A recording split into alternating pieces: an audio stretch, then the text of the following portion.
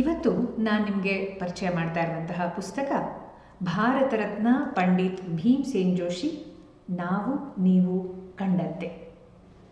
ಹಿಂದೂಸ್ತಾನಿ ಶಾಸ್ತ್ರೀಯ ಸಂಗೀತದ ಮೇರು ಶಿಖರ ಭಾರತ ರತ್ನ ಪಂಡಿತ್ ಭೀಮ್ಸೇನ್ ಜೋಶಿಯವರ ಜೀವನ ಮತ್ತು ಸಾಧನೆಯನ್ನು ಕುರಿತಂತಹ ಅಮೂಲ್ಯ ಕೃತಿ ಇದು.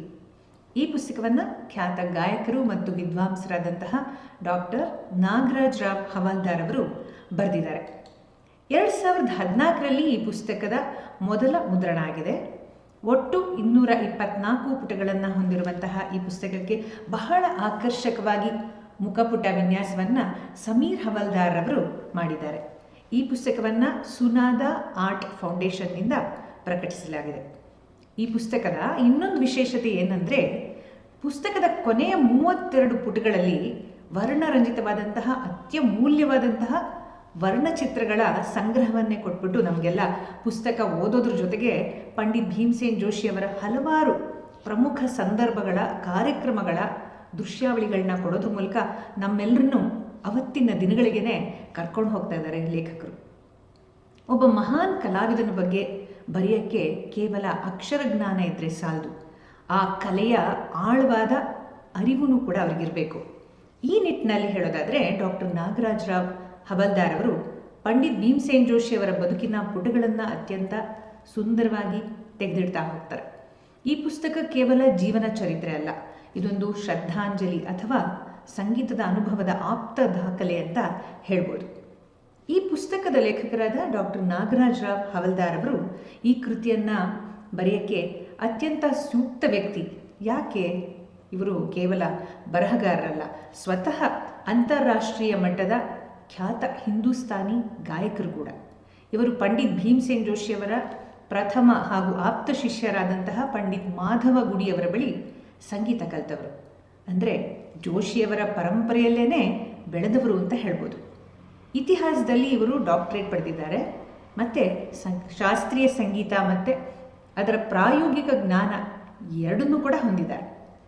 ಇನ್ನು ಅವರ ಬರವಣಿಗೆಯ ಶೈಲಿ ಬಗ್ಗೆ ಹೇಳೋದಾದರೆ, ಅವರ ಬರವಣಿಗೆಯಲ್ಲಿ ಒಬ್ಬ ಶಿಷ್ಯನ ಭಕ್ತಿ ಮತ್ತು ಒಬ್ಬ ವಿಮರ್ಶಕನ ತರ್ಕ ಎರಡೂ ಎದ್ದು ಕಾಡುತ್ತೆ. ಪುಸ್ತಕದ ಮುನ್ನುಡಿಯಲ್ಲೇ ಅವರ ಮಾತುಗಳು ನಮ್ಮೆಲ್ಲರ ಮನಸ್ಸನ್ನು ಸೆಳೆದು ಬಿಡುತ್ತೆ. ಹಾಗಾಗಿ ಅವರ ಮಾತುಗಳನ್ನೇ ನಾನು ಇಲ್ಲಿ ನಿಮ್ಮ ಜೊತೆ ಹಂಚ್ಕೊಳ್ತೀನಿ. ಲೇಖಕರ ಮುನ್ನುಡಿ ಹೀಗಿದೆ: ಸೂರ್ಯನನ್ನು ನೋಡಲಿಕ್ಕೆ ನೂಕು ನುಗ್ಗಲು ಅನ್ನೋ ಹಾಗೆ ಅನ್ನೋ ನಾಣ್ಣುಡಿ ಇದ್ದ ಹಾಗೆ ಭಾರತ ರತ್ನ ಪಂಡಿತ್ ಭೀಮ್ಸೇನ್ ಜೋಶಿಯವರ ಪರಿಚಯ ಮಾಡಿಕೊಳ್ಳಿಕ್ಕೆ ಒಂದು ಪುಸ್ತಕ ಬೇಕೇ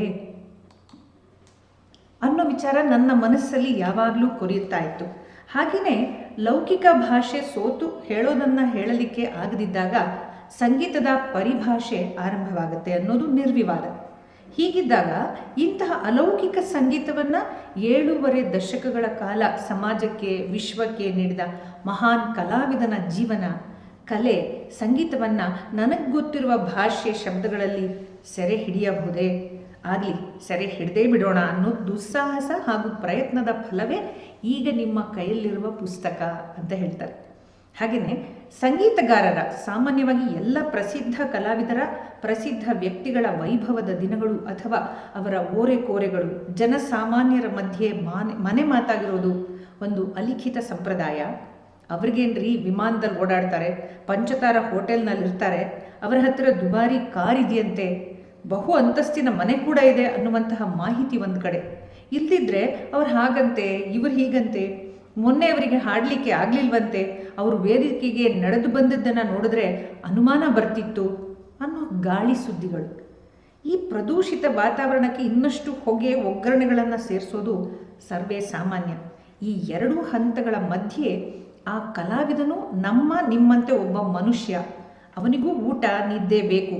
ಹಾಡುವುದನ್ನು ನುಡಿಸುವುದನ್ನು ಮುಗಿಸಿದ ನಂತರ ಅವರಿಗೂ ಎಲ್ಲ ಮಾನವ ಸಹಜ ಆಸೆ ಆಕಾಂಕ್ಷೆಗಳು ಇರಬೇಕು, ಇರಬಹುದು ಅನ್ನುವ ಸತ್ಯ ಕೆಲವು ಬಾರಿ ಅಥವಾ ಸಾಕಷ್ಟು ಬಾರಿನೇ ನೇಪಥ್ಯಕ್ಕೆ ಸರಿದಿರುತ್ತೆ. ಹೀಗೆ ಕಲಾವಿದ ನಿಮ್ಮಲ್ಲೇ ನಮ್ಮೊಡನೆಯೇ ಇದ್ದವನು ಅನ್ನುವ ನೈಜ ಚಿತ್ರಣದ ಪ್ರಯತ್ನದ ಫಲವೇ ಈ ಪುಸ್ತಕ ಭಾರತ ರತ್ನ ಪಂಡಿತ್ ಭೀಮ್ಸೇನ್ ಜೋಶಿ ನಾವು ನೀವು ಕಂಡಂತೆ ಅಂತ ಎಷ್ಟು ಚೆನ್ನಾಗಿ ಹೇಳಿದ್ದಾರೆ. ಒಟ್ಟು 9 ಅಧ್ಯಾಯಗಳಲ್ಲಿ ಪಂಡಿತ್ ಭೀಮಸೇನ್ ಜೋಶಿಯವರ ವ್ಯಕ್ತಿತ್ವದ ಅನಾವರಣ ಮಾಡ್ತಾ ಹೋಗ್ತಾರೆ. ಗದಗ ಜಿಲ್ಲೆಯ ರೋಣದಿಂದ ಆರಂಭ ಆಗಿ ಗುರುವನ್ನು ಹುಡುಕೊಂಡು ಅಲೆದ ಆ ತಾರುಣ್ಯದ ದಿನಗಳು, ಸವಾಯಿ ಗಂಧರ್ವರ ಶಿಷ್ಯತ್ವ ಪಡೆದ ಪರಿ ಮತ್ತು ನಂತರದ ದಶಕಗಳಲ್ಲಿ ಅವರು ಹೇಗೆ ಬೆಳೆದು ಬಂದರು ಅನ್ನೋದನ್ನು ಲೇಖಕರು ತುಂಬ ಮಾರ್ಮಿಕವಾಗಿ ಚಿತ್ರಿಸಿದ್ದಾರೆ. ಭೀಮಸೇನ್ ಜೋಶಿಯವರ ಗಾಯನದ ಶಕ್ತಿ ಎಲ್ರಿಗೂ ತಿಳಿದೇ ಇದೆ ಅಲ್ವಾ. ಆದರೆ ಅವರ ಶಿಸ್ತು, ಅವರ ಸರಳತೆ ಮತ್ತು ಸಂಗೀತದ ಬಗ್ಗೆ ಅವ್ರಿಗಿದ್ದ ಅತೀವ ಪ್ರೀತಿಯನ್ನು ಈ ಪುಸ್ತಕ ನಮಗೆ ಪರಿಚಯ ಮಾಡಿಕೊಡುತ್ತೆ.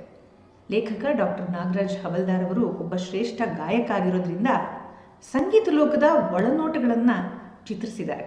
ಜೋಶಿಯವರ ಗಾಯನ ಶೈಲಿ, ಅವರ ತಾನಗಳ ವಿಶಿಷ್ಟತೆ ಮತ್ತು ರಾಗಗಳನ್ನು ಅವರು ನಿಭಾಯಿಸ್ತಿದ್ದಂತಹ ರೀತಿ, ಅದ್ರ ಬಗ್ಗೆ ತಾಂತ್ರಿಕವಾಗಿ ಮತ್ತು ರಸವತ್ತಾಗಿ ಕೂಡ ವಿವರಿಸಿದ್ದಾರೆ.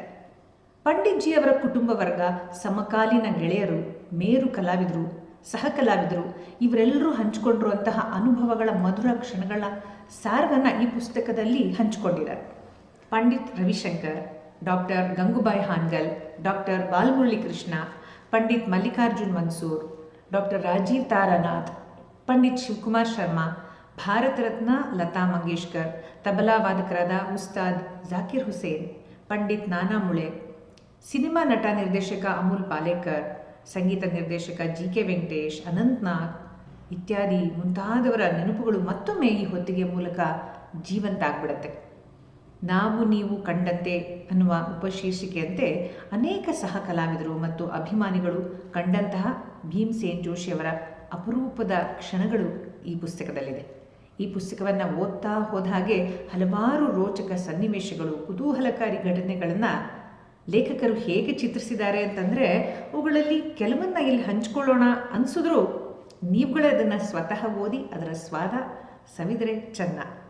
ಆದರೂ 20ನೇ ಪುಟದಲ್ಲಿ ಲೇಖಕರು ಜೋಶಿಯವರು ವೇದಿಕೆಗೆ ಬಂದಾಗ ಒಂದು ಕುಳಿತು ಹಾಡಲು ಹೇಗೆ ಪ್ರಾರಂಭಿಸ್ತಾ ಇದ್ರು ಅನ್ನೋದನ್ನು ವರ್ಣಿಸಿದ್ದಾರೆ. ಅತ್ಯದ್ಭುತವಾಗಿದೆ, ಅದನ್ನು ಓದ್ತೀನಿ ಕೇಳಿ.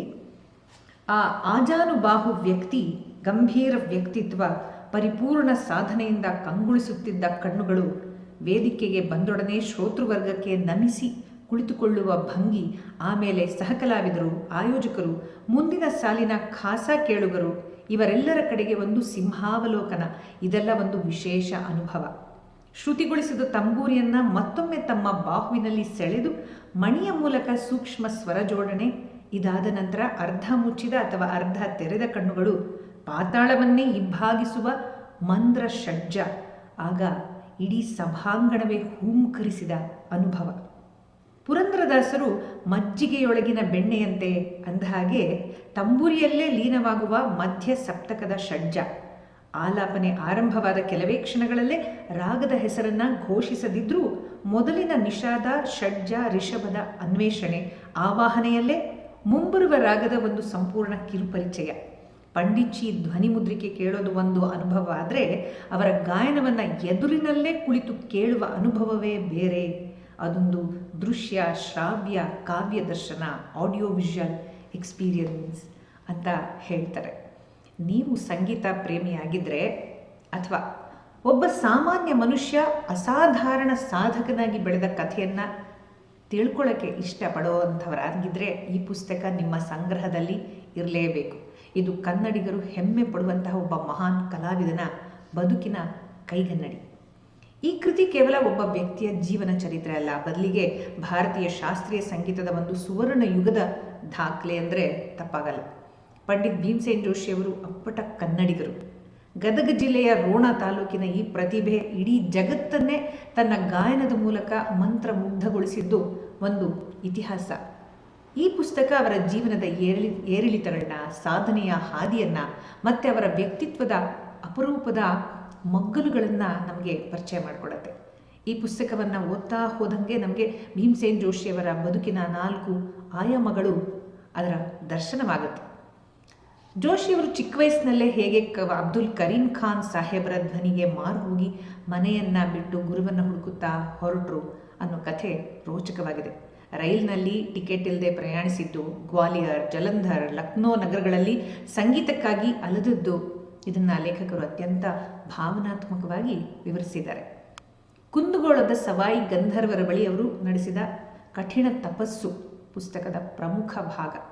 ಗುರುಗಳು ಅವರಿಗೆ ಕಲಿಸಿದ ಶಿಸ್ತು, ಬೆಳಗಿನ ಜಾವದ ರಿಯಾಜ್ ಮತ್ತು ಒಂದು ರಾಗದ ಸಿದ್ಧಿಗೋಸ್ಕರ ಅವರು ಹೇಗೆ ಪರಿಶ್ರಮ ಪಟ್ಟರು ಅನ್ನೋದನ್ನು ಓದಿದಾಗ ಅದು ಇಂದಿನ ಪೀಳಿಗೆಗೆ ಮಾದರಿಯಾಗುತ್ತೆ. ಇನ್ನು ಅವರ ಗಾಯನದ ಶಕ್ತಿ ಮತ್ತು ಶೈಲಿಯ ಬಗ್ಗೆ ಅವರು ಬರೆದಿರೋದನ್ನು ಓದ್ತಾ ಹೋದ ಹಾಗೆ ಸಂಗೀತದ ಸಾಮ್ರಾಜ್ಯದಲ್ಲಿ ಮುಳುಗಿದಂತಹ ಅನುಭವನೇ ಆಗುತ್ತೆ. ಮಹಾರಾಷ್ಟ್ರದಲ್ಲಿ ನೆಲೆಸಿದ್ರೂ ಕೂಡ ಅವರು ನಮ್ಮ ಕನ್ನಡತನವನ್ನು ಹೇಗೆ ಉಳಿಸ್ಕೊಂಡ್ರು ಮತ್ತು ಪುರಂದರದಾಸರ ಕೀರ್ತನೆಗಳ ಮೂಲಕ ಅವರು ಮಾಡಿದ ಕ್ರಾಂತಿ ಒಂದು ಅದ್ಭುತವಾಗಿ ಇದರಲ್ಲಿ ಕಂಡುಬರುತ್ತೆ. ನಾವು ನೀವು ಕಂಡಂತೆ ಎನ್ನುವ ಶೀರ್ಷಿಕೆ ಹೇಳುವಂತೆ ಇದನ್ನು ಮತ್ತೆ ನಾನು ನಿಮ್ಗೆ ಹೇಳ್ತಾ ಇದ್ದೀನಿ. ಈ ಪುಸ್ತಕ ಜೋಶಿಯವರನ್ನ ಒಬ್ಬ ದೇವ ಮಾನುಷ ಅಂತ ಚಿತ್ರಿಸಿದೆ. ಒಬ್ಬ ಸಾಧಕನಾಗಿ ಕಷ್ಟಗಳನ್ನು ಎದುರಿಸಿ ಗೆದ್ದ ಮನುಷ್ಯನಾಗಿ ತೋರಿಸುತ್ತೆ.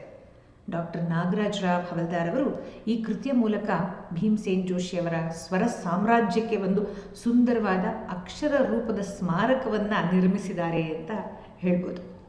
ಜೋಶಿಯವರು ಶಾಸ್ತ್ರೀಯ ಸಂಗೀತವನ್ನು ಸಾಮಾನ್ಯ ಜನರ ಮನೆ ಬಾಗಿಲಿಗೆ ತಲುಪಿಸಿದ ಬಗೆಯನ್ನು ಈ ಪುಸ್ತಕ ತಿಳಿಸತ್ತೆ. ಪುರಂದರದಾಸರ ಕೀರ್ತನೆಗಳು ಮತ್ತು ಮರಾಠಿ ಅಭಂಗಗಳನ್ನು ಅವರು ಹಾಡುತ್ತಿದ್ದ ರೀತಿ, ಭಾಗ್ಯದ ಲಕ್ಷ್ಮೀ ಬಾರಮ್ಮ ಇನ್ನಿತರ ಹಾಡುಗಳು ಜನಮಾನಸದಲ್ಲಿ ಹೇಗೆ ಅಚ್ಚೊತ್ತು ಬಿಟ್ಟಿದೆ ಅನ್ನೋ ವಿವರ ಕೂಡ ಇಲ್ಲಿದೆ. ಕರ್ನಾಟಕದ ಸಾಂಸ್ಕೃತಿಕ ಪರಂಪರೆಯನ್ನು ಅವರು ಅಂತಾರಾಷ್ಟ್ರೀಯ ವೇದಿಕೆಯಲ್ಲಿ ಎತ್ತಿ ಹಿಡಿದಿದ್ದನ್ನು ಕೂಡ ಲೇಖಕರು ಶ್ಲಾಘನೀಯವಾಗಿ ವಿವರಿಸ್ತಾರೆ. ಇಲ್ಲಿ ಲೇಖಕರು ನಮಗೆ ಪರಿಚಯವಿಲ್ಲದ ಸಂಗೀತದಾಚೆಗಿನ ಭೀಮಸೇನ ಜೋಶಿಯವರ ವ್ಯಕ್ತಿತ್ವದ ಚಿತ್ರಣವನ್ನು ಕೂಡ ನಮಗೆ ತೋರಿಸ್ತಾರೆ. ಜೋಶಿಯವರಿಗೆ ಕಾರುಗಳು ಅಂತಂದರೆ ಅತೀವ ಪ್ರೀತಿ. ವೇಗವಾಗಿ ಚಾಲನೆ ಮಾಡೋದು ಅವರಿಗಿದ್ದಂತಹ ಹವ್ಯಾಸವಂತೆ. ಇಂತಹ ಕುತೂಹಲಕಾರಿ ಸಂಗತಿಗಳು ಈ ಪುಸ್ತಕದಲ್ಲಿ ಕಂಡುಬರುತ್ತೆ. 171ನೇ ಪುಟದಲ್ಲಿ ಅವರು ಒಮ್ಮೆ ಒಂದು ಸುದೀರ್ಘ ಪ್ರಯಾಣದಲ್ಲಿದ್ದಾಗ ಚಂಬಲ್ ಕಣಿವೆ ಪ್ರದೇಶದಲ್ಲಿ ಅವರಿಗೆ ಎದುರಾದ ದರೋಡೆಕೋರರು ಹೇಗೆ ಆ ಕಾರಿನಲ್ಲಿ ಪಂಡಿತ್ ಜೋಶಿಯವರು ಇದ್ದಾರೆ ಅಂತ ಗೊತ್ತಾದ ತಕ್ಷಣ ಅವರ ಕಾಲಿಗೆ ಬಿದ್ದು ಕ್ಷಮೆ ಯಾಚಿಸಿದ್ರು ಅನ್ನೋ ಸನ್ನಿವೇಶ, ಆ ಅತ್ಯಾಶ್ಚರ್ಯ ಘಟನೆಯ ಬಗ್ಗೆ ವಿವರಣೆಯನ್ನು ನೀವೇ ಓದಿ ಅಂತ ಹೇಳ್ತೀನಿ. ಡಾಕ್ಟರ್ ನಾಗರಾಜ್ ರಾವ್ ಹವಲ್ದಾರ್ ಅವರು ಈ ಪುಸ್ತಕದಲ್ಲಿ ಭೀಮಸೇನ್ ಜೋಶಿಯವರನ್ನ ಕೇವಲ ಒಬ್ಬ ಗಾಯಕರನ್ನಾಗಿ ನೋಡೋದಿಲ್ಲ, ಬದಲಿಗೆ ಅವರೊಬ್ಬ ಯುಗಪುರುಷ. ಸಂಗೀತ ಅಂದರೆ ಕೇವಲ ಮನೋರಂಜನೆ ಅಲ್ಲ, ಅದು ಆತ್ಮದ ಸಾಕ್ಷಾತ್ಕಾರ ಅನ್ನೋ ಸತ್ಯವನ್ನು ಈ ಪುಸ್ತಕದ ಮೂಲಕ ಓದುಗರಿಗೆ ಮನವರಿಕೆ ಮಾಡಿಕೊಡ್ತಾರೆ. ಒಬ್ಬ ಗಾಯಕನಾಗಿ ಹವಲ್ದಾರ್ರವರು ಬಳಸುವ ಭಾಷೆ ಓದುಗನಿಗೆ ಸಂಗೀತ ಕಚೇರಿಯಲ್ಲೇ ಕುಳಿತಿರುವಂತಹ ಒಂದು ಅನುಭವನ ಕೊಡುತ್ತೆ. ಭಾರತ ರತ್ನ ಪಂಡಿತ್ ಭೀಮಸೇನ್ ಜೋಶಿಯವರ ಜೀವನ ಮತ್ತು ಸಂಗೀತ ಸಾಧನೆ ಮುಂದಿನ ತಲೆಮಾರಿಗೆ ಮಾದರಿ ಮತ್ತು ಸ್ಫೂರ್ತಿ. ಡಾಕ್ಟರ್ ನಾಗರಾಜ್ ರಾವ್ ಹವಲ್ದಾರ್ ಅವರ ಈ ಕೃತಿ ಆ ಸ್ಫೂರ್ತಿಯನ್ನು ಕನ್ನಡ ಮಾಧ್ಯಮದಲ್ಲಿ ಜೀವಂತ ಇಡುವ ಮಹತ್ವದ ಕೆಲಸ ಮಾಡಿದೆ.